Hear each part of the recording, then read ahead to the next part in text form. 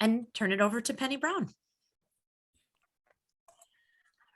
Good afternoon, everybody. Thank you for coming and joining us for this after lunch session. This session is Create Your Own Sorting Activities.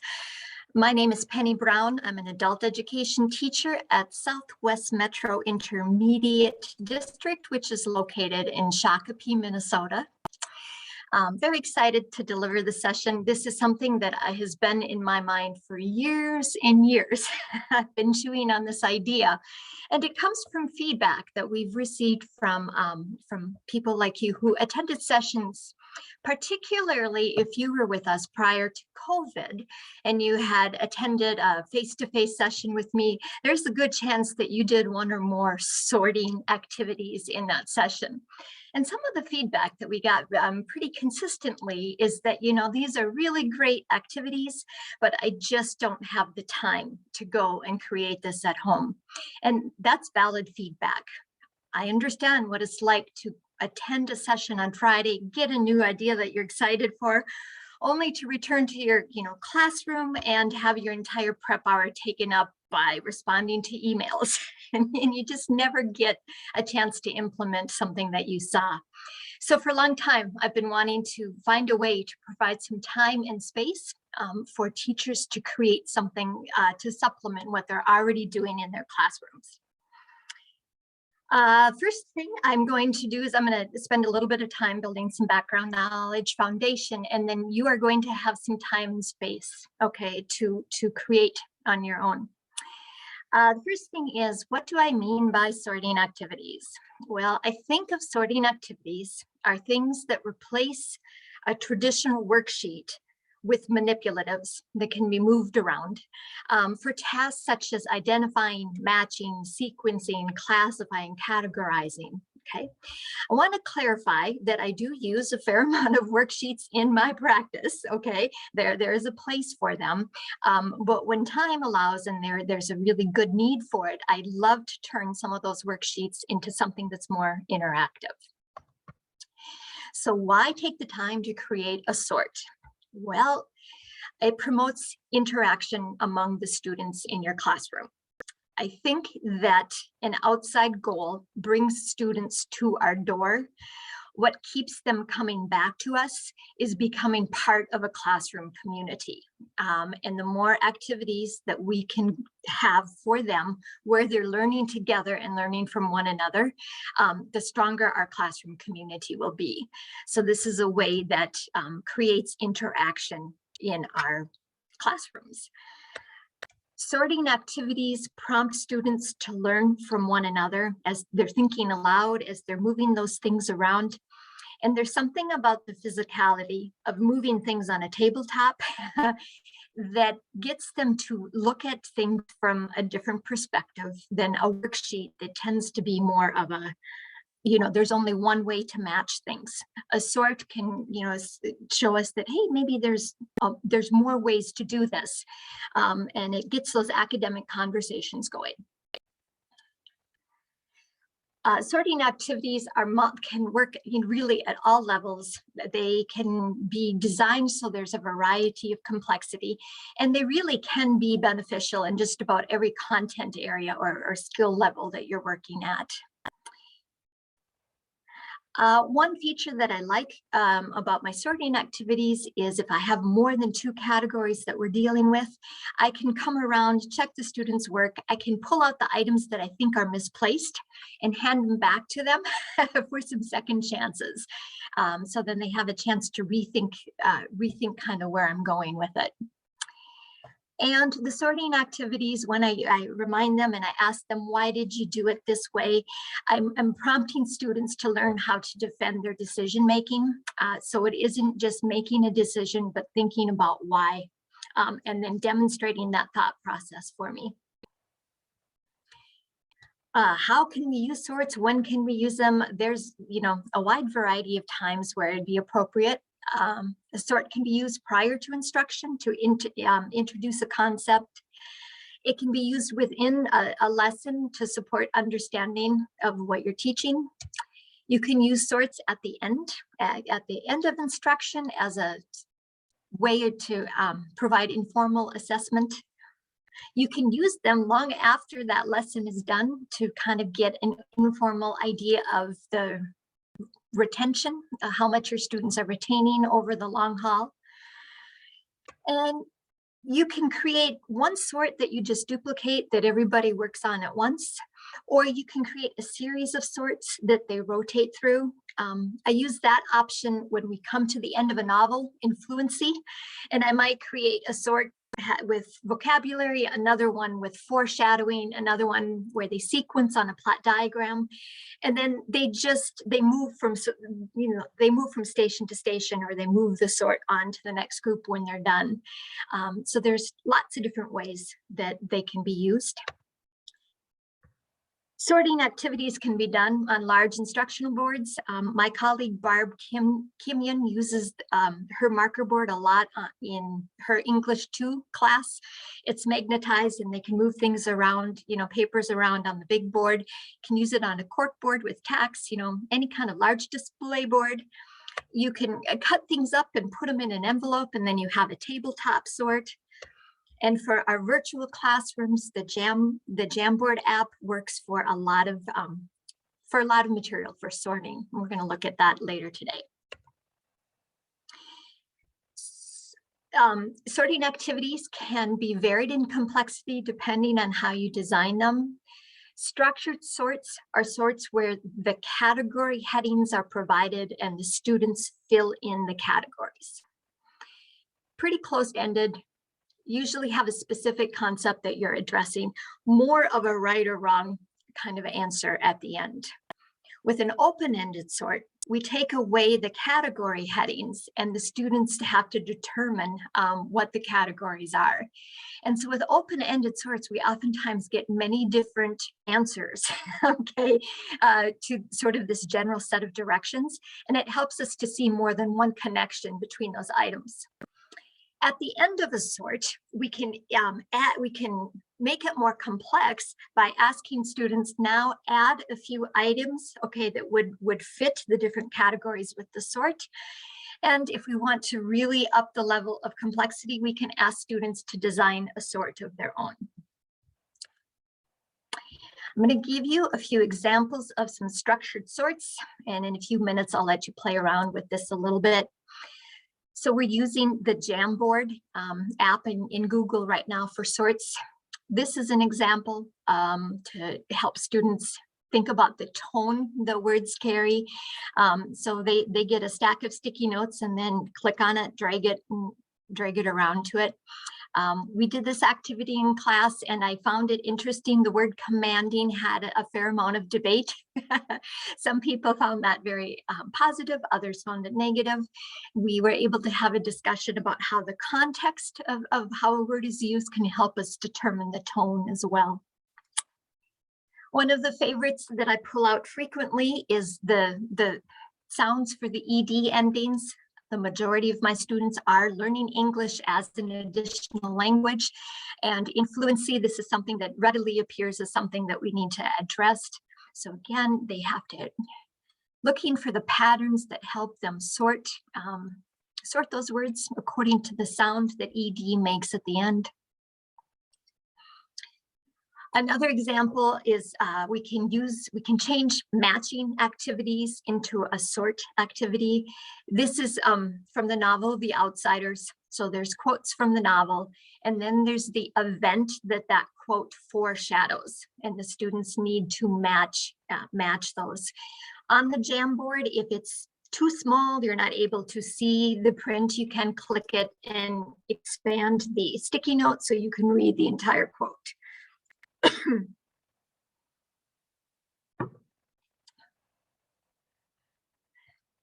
Another site that I use a lot for argumentative text is coming from procon.org. On that, you can find a claim, and then they list a lot of evidence plus the citation for where that evidence comes, and you can turn that into sorts where students have to determine whether the piece of evidence supports or refutes that claim. And then here's an example of what a sort could look like at more of a pre-lit or beginning lit level. It doesn't have to be word-based. You can have images that you use for your sorts. So sorting, common signs between, are they road signs or something that you might see in the workplace?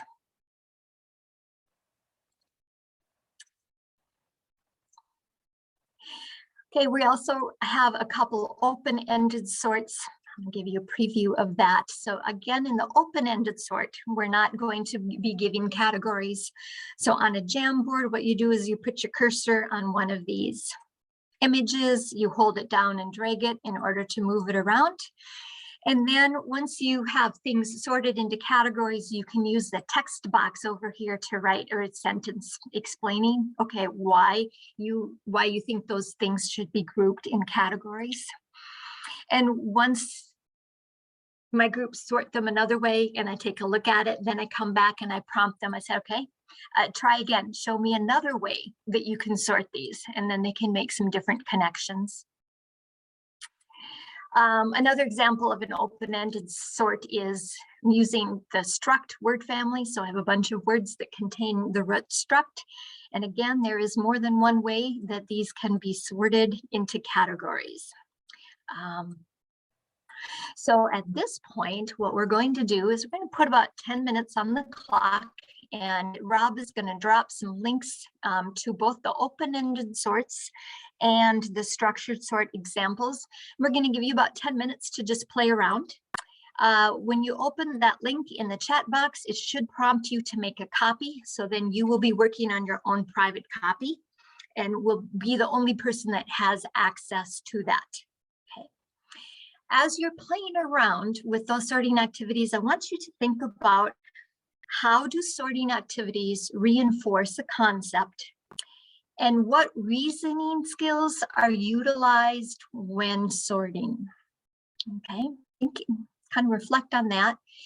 And we can go ahead and start the clock. We'll give you about 10 minutes to just experiment and play around a little bit.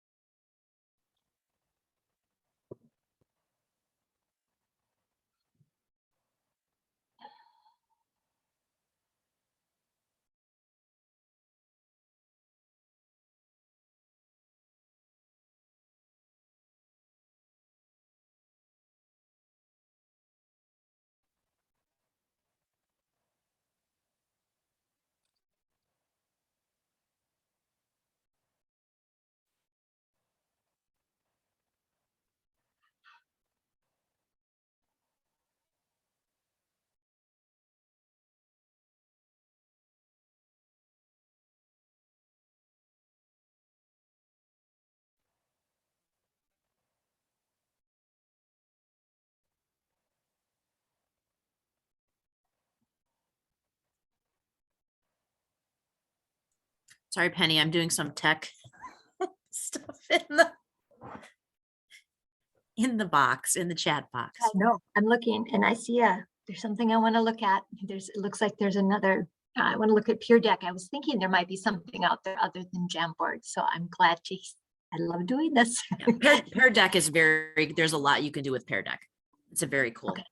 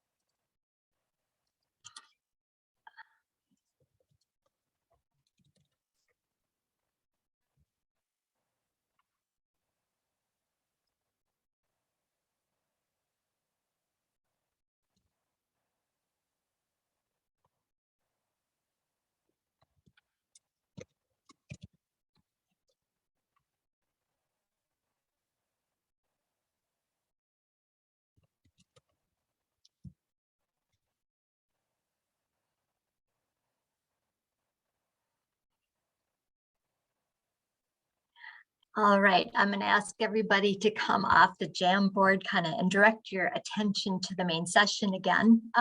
In the chat box, I saw there's another Pear Deck is another Google add-on that can be used. It looks like for sorting activities and that kind of thing. It is not one that I'm familiar with, but I'm very excited to look into it later today.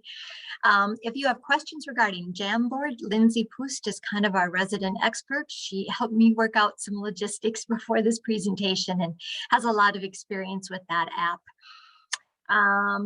Susan, I'm not sure that Jamboard allows us to change the size of the screen.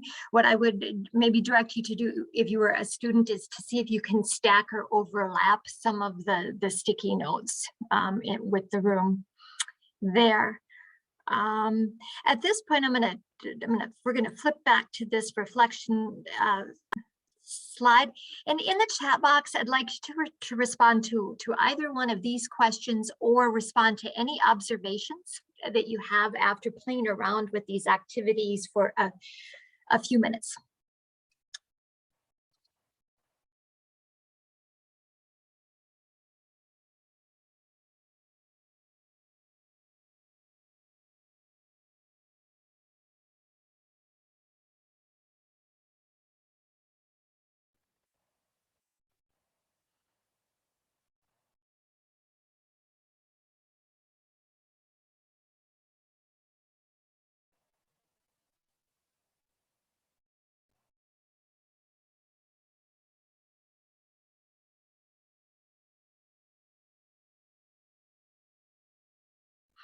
Okay, yep, I see that Rachel indicates that this can help clarify the degree of an understanding in our students.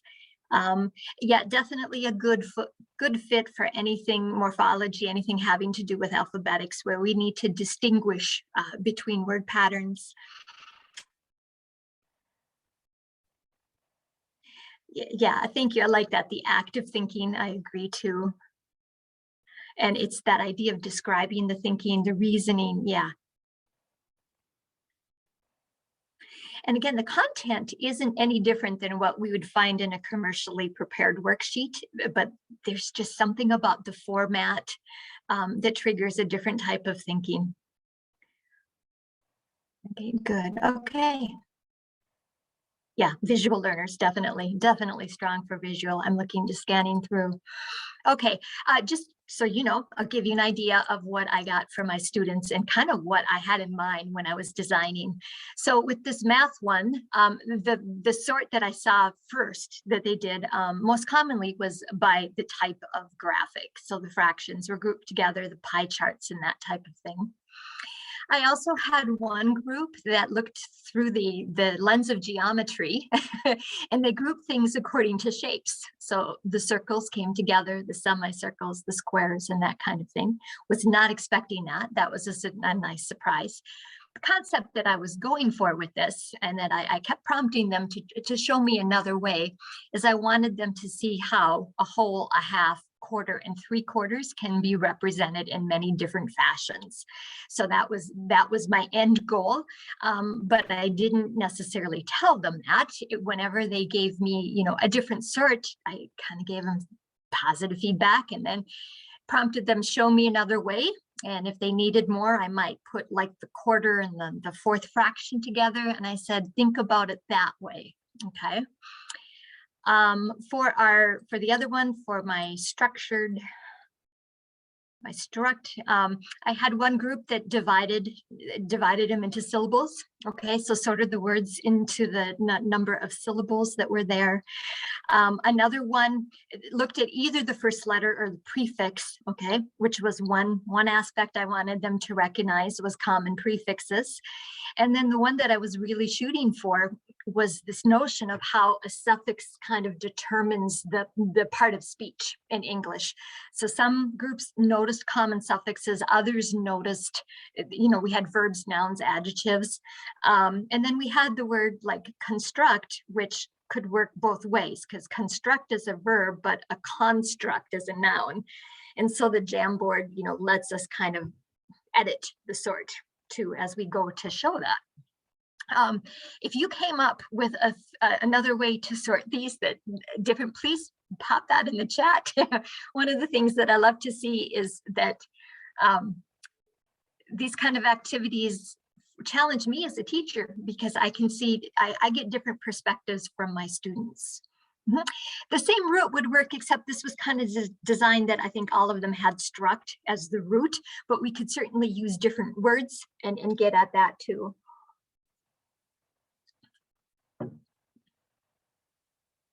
Okay. All right.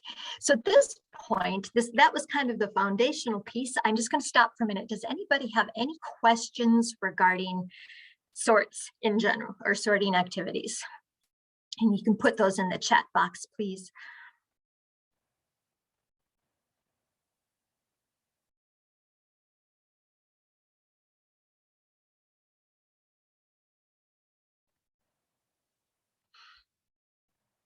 All right, I'm going to go ahead and move on, but feel free to put more questions in if something comes to mind. Now I want to move into more of the kind of our activity for today. Paulina, yes, I can have students work on it in real time. If I give them a different type of link, then I am able to go onto the Jamboard and watch what they're doing as they're doing it. But it's not a copy link, it's a different link. Kelly, yeah, you're going to have access to some of this by the end of the session. I should be able to answer that question for you. Is there a set of categories that goes with unrelated? I haven't found a source on that, you know, to pull from that at the moment, but that's an interesting question. Yeah, part of the reason why creating sorting activities takes time is we do need to kind of discover some of those categories for ourselves. Okay. So I'm going to walk you through the process when I'm creating a structured sort, kind of what happens in my mind. I like to work backwards in most of my lesson planning. I start with the final product, okay, the goal of where I want my students to kind of get to. So I create a document that contains the directions, the category headings, and the items to be sorted. So here's an example of a document that I might create. Okay, this is an example. This is just a paper copy of that Sound of ED document that we did. I have my title, I have my directions, which includes a prompt to prepare to explain your thinking.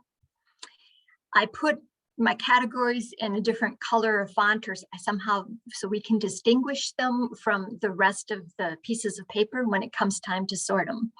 And then on the template that you're going to have, we're going to ask for the creator plus a source. So if you're creating a source that accompanies mega words or accompanies ventures or that kind of thing, that we know kind of where that's matching. When I've gotten this far, I actually have most of the work of the sort done. This is the part that's time consuming. After I have kind of this key done, okay, what I need is about 5 to 10 minutes in the workroom with the printer and a paper cutter, and I'm good to go. Okay, so I print one copy of that form to use as an answer guide. I print a second copy of that form that I slice and dice on my computer or with a paper cutter. Okay, I do not cut everything out with scissors. I don't have the patience to do that. I do everything, you know, in rows and columns, so it's easy to cut. And then I put those items into an envelope, okay? If it's the first time my students have done a sort or I want a little more structure to it, sometimes what I do is I make a copy of this document on the next page and I just clear the cells, okay? And then I print this blank copy for them to use as a template. And you can put all of that in a plastic page protector, and the plastic makes it pretty easy to move things around too. Okay. So here are some things to keep in mind as you are thinking about sorts for your classroom. It does take some time. It isn't something that we're going to, be able to use every day. So choose wisely. Think about content that you will revisit regularly throughout the year. The Sounds of ED is something that I regularly have to address in my classroom. So it makes sense to take the time to create, something for that. I'll be able to reuse it. Consider making your categories different sizes because we work off of a table that, my temptation is to always have like 5 items in each category. What winds up happening is my students know that, and instead of thinking about really what should be in the category, they're thinking about making, evenly sized columns. So the complexity will be advanced if you vary the number of items in each category. When you're thinking about the content for a sort, I want you to avoid teacher speak. And this is a hard thing to do. If you think about like in phonics, what our students really need to know how to do is distinguish between the sounds in words. The vast majority of people who read at very high levels do not know the difference between a vowel team, a diphthong, a digraph, and all of those other terms that a literacy specialist would know, right? It doesn't make sense for us to have students, sorting things into those kind of categories. With prefixes and roots, they need to know the sounds and what they mean. They don't really need to spend a lot of time. This comes from Latin, that comes from Greek, right? That's more teacher speak.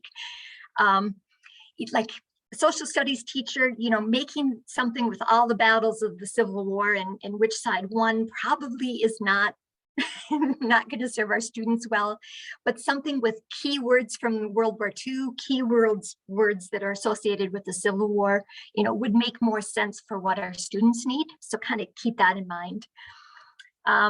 Use the table format in most of your sorts. Do that, and it's just simply because it's much easier to use a paper cutter than it is to use scissors, and the table will allow you to have all of your cells kind of the same size, so then they're not putting together a jigsaw puzzle, they're actually thinking about the words. Please, especially for today, avoid using Google Images. There's copyright issues that will get us in trouble. Rob is going to drop a link for you in a minute here of a document that can give you other sources for free Googles. If you have color paper available, it does come in handy, especially if you have students doing different sorts at the same time. It's much easier to get things back in the right envelope if everything in that envelope is one color and the next one is a different color. And remember that really what you're getting at is you want your students to respond to that question of ask why, okay, ask why, and keep that in mind as you're thinking about creating sorts. So your goal today is to create a sorting activity that is appropriate for the students and the content that you teach. We are going to ask that you share that document with me and we are going to place it in the participant folder for this session. So my hope is by midweek or the end of next week, you will be able to go to that link and you will not only have had a sort that you can take to use it in your classroom right now, but you'll have a link to this collection of sorts that your colleagues created, and some of those might also be something that you can use in your classroom, okay? What we're going to do is we are going to keep everybody in the main room, and we're going to give you hopefully some quiet space and quiet time to work on this, okay? Rob is going to put a link to a template and this is just a template, so feel free to adjust, add columns and rows, delete columns and rows. It's just a place for you to start. You will be forced to make a copy of that, and then we're going to ask you to, of course, rename it and edit it. And work on that today. When the template is completed, when you feel like you've created a good sort, I'm going to ask you to email it to me. We're going to explain that in a little bit here, okay? If you have extra time, please start another, okay? Start another one, create another one. And if you need assistance, please start by chatting to me. And if we need to have a conversation, you and I will move into a breakout room. If you have, co-teachers or colleagues that you want to collaborate with in this session, please use the chat function. You can chat messages directly to them as well. Okay, so at this point, I am going to go off camera and I'll go off mic just to give you that quiet time to create, but I am here to help address questions. I think we're gonna be able to give you almost about 30 minutes, and then for the last 5 minutes, we are gonna pull you back to kind of talk about next steps. Okay. All right, I'm gonna go off camera.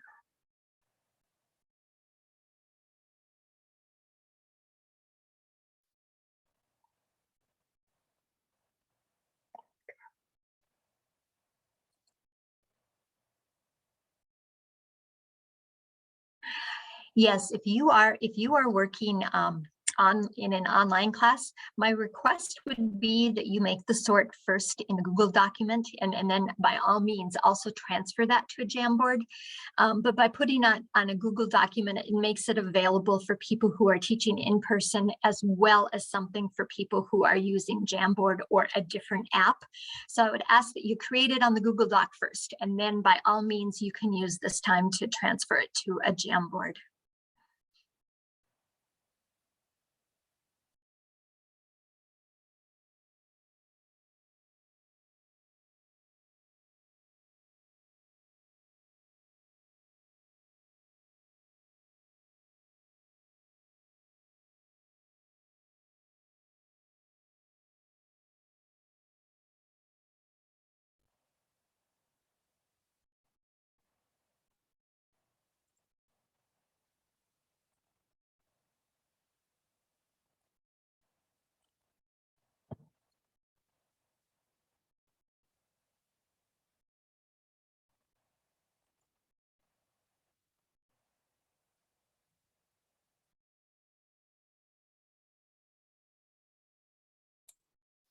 Penny, I added a 30-minute timer to that slide if you'd want to refresh your Perfect. PowerPoint. You don't have to, but I would maybe adjust it down to 28 minutes.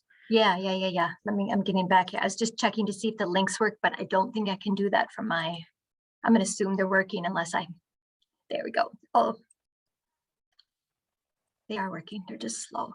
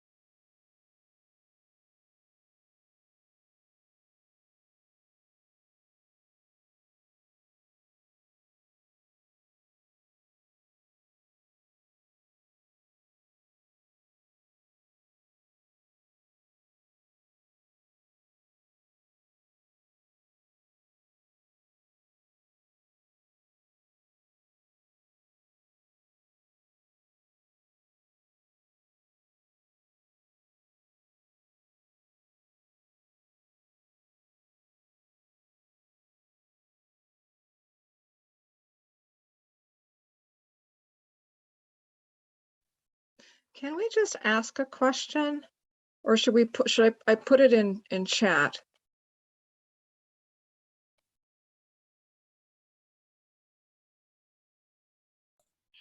Hi, is this Paulina by any chance? This is Signa. Or Signa? I think just so other people can have the quiet space to Okay. create, I'm going to ask that you do it in chat, but you and I Okay. can have a conversation in another room. Okay, so Oh, just send me a okay. chat and I'll figure that out. Okay. Okay, thank you. Yeah, I put got it it. to- I got it, Penny. Hold on. Okay.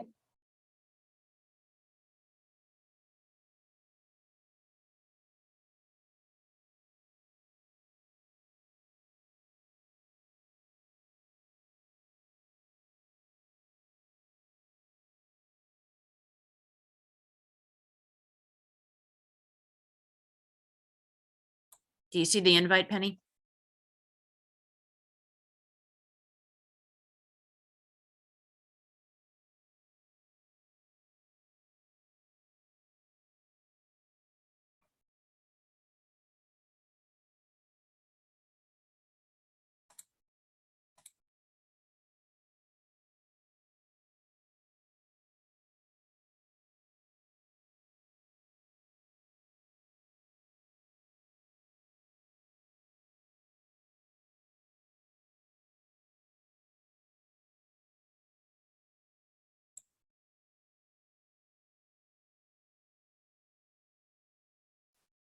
All right, I'm gonna interrupt your time right now. I'm gonna ask you to bring your attention back to the main board. We're doing, a fair amount of troubleshooting in it through via the chat box, which I was kind of expecting. And honestly, a lot of it does have to do with the ins and outs of Jamboard. So Lindsay, expect to have a conversation with me later about perhaps a session specific to Jamboard. She's our resident expert on that one. But I'm hoping that you got to start on something. So again, my hope is that sometime in the next week, okay, you will be able to finish up whatever you started. And what we're going to ask that you do is you'll go into your file on your Google page. You'll click on this place that says share. And then we're going to ask you to put in my email address for share with groups.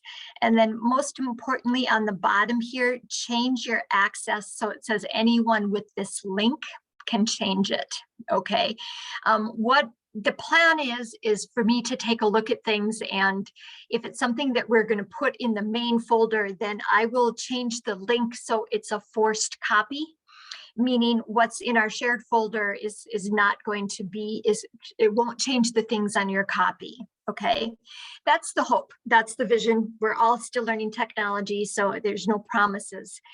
I'm a busy person. I'm not going to hunt you down. I'm not going to be emailing you on Wednesday saying, I know you went to the session, where's your sword? Okay, I'm just giving you the professional respect that if you have something that you are willing to share, please do, because that if we can show that we were able to produce something from this type of session, then perhaps we can look at offering a similar type of session in the future. Okay, part of it is to see whether this was worthwhile or not. But again, there's my email address.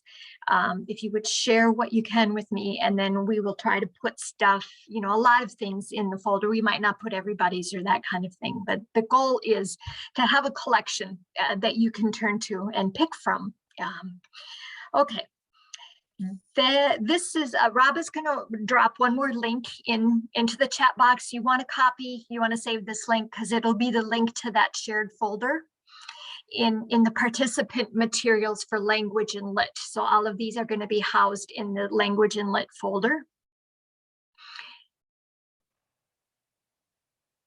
And at some point, I am going to need to put this project to bed. So my hope is by next Friday, like a week from now, that I will have gotten most of those links in there and be wrapping things up. So if you need more time, okay, to finish up something, shoot for about a week from now as a, I guess, deadline. Okay.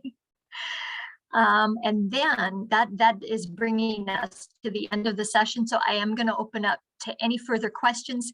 If you do have tech issues that we weren't able to resolve, feel free to stay, after, and we'll have you share your screen and see if we can do some troubleshooting that way. Okay. Any other questions? You can chat.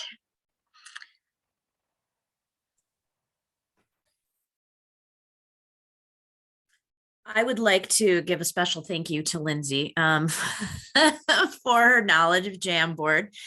She often helps me, but also other many people in the session were able to help troubleshoot each and make suggestions for other ways of doing this. So thank you so much for sharing your expertise. And I'm happy that my female Scottish Terrier was able to share her expertise. And unfortunately, I told her to shut it, which is not what I would do with my students. Well, we didn't hear it. So. Well, and for both Lindsay and Christine, this was again, a session I've been envisioning for years, but it took a lot of collaboration, especially with Christine, for me to even communicate the vision before we could start making it happen. And so Christine and Lindsay helped a lot with the logistics and just kind of figuring out what is this going to look like in a virtual, environment. So I appreciate that very much. All right. I think, Rob, do we have one more link we need to drop for the flyer or our next session? Paulina, if you want to wait at the end of the session and just stay in, we'll have you share your screen and I'll see if I can help you figure things out that way. Could I also share my screen? I can't find I've tried to find what I was working on and Okay, I can't. Yep. Just wait and, Okay, and we'll take will. it one at a time and we'll do what we can. Okay. No problem. All right. Thanks for kind of experimenting with this kind of format. I appreciate it. Everybody have a good rest of the day. Okay.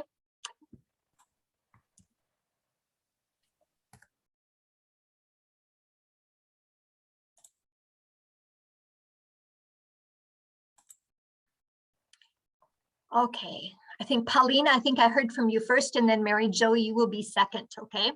I think we can stop the recording probably now, Christine.